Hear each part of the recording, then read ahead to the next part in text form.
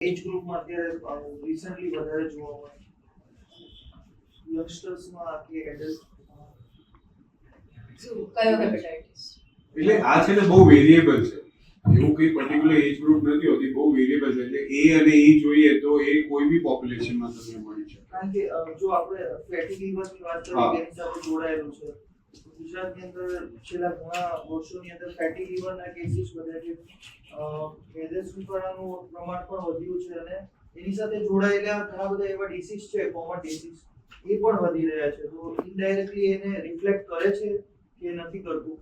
એટલે અગર viral hepatitis એ અને ઈ ની વાત કરીએ તો જે આપણું વાત કરીએ તો ઓલમોસ્ટ 90% આપણા જે બાળકો છે એમને ક્યારેક ઇન્ફેક્શન લાગી ગયેલું છે, બરાબર? અને 5 વર્ષથી નાના બાળકોને ઇન્ફેક્શન લાગે તો ઓલમોસ્ટ 10% લોકોને જ ખબર પડતી હોય છે, બાકી 90%માં કોઈ સિમ્પટમ્સ આવતા નથી હોતા.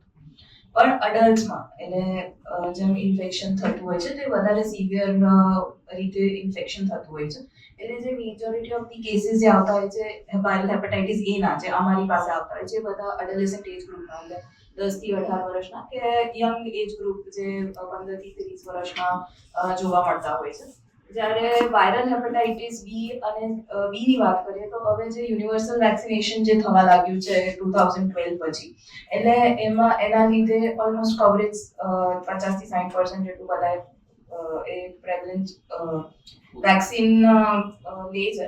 એટલે હવે જે બાળકો આવે છે કે જે ઓલમોસ્ટ 10 થી 15 વર્ષ 12 વર્ષના કે 13 વર્ષના, એ લોકોને ઓલમોસ્ટ 1 થી 2 ડોઝિસ 50 થી 60 લોકોને મળી ગયેલા છે. તો હવે જે પ્રેવલન્સ છે એ ઓછું એમાં ગ્રુપમાં ઓછું થઈ રહ્યું છે હેપેટાઇટિસ બી નું, પણ હજી પણ જે અડલ્ટ એજ ગ્રુપ છે અને જે ઓલ્ડ એજ ગ્રુપ છે એમાં હેપેટાઇટિસ બી નું પ્રમાણ જોવા મળે છે.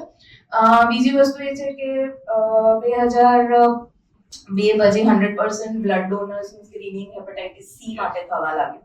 એટલે જે લોકોએ 2000 પહેલા બ્લડ ટ્રાન્સફ્યુઝન્સ લીધેલા છે, પર્ટિક્યુલરલી જ્યારે ડિલિવરી વખતે લીધેલા હોય કે કોઈ એક્સિડન્ટમાં બ્લડ ટ્રાન્સફ્યુઝન લીધેલું હોય, તો એ એજ ગ્રુપ એટલે ઓલમોસ્ટ 40 થી 60 વર્ષના એજ ગ્રુપમાં અત્યારે હેપેટાઇટિસ સી નું પ્રેવલન્સ વધારે જોવા મળતું હોય છે, કારણ કે બ્લડ સ્ક્રીનિંગ પ્રોડક્ટ સ્ક્રીનિંગના લીધે હવે હેપેટાઇટિસ સી પણ ઓછું જોવા મળતું હોય છે.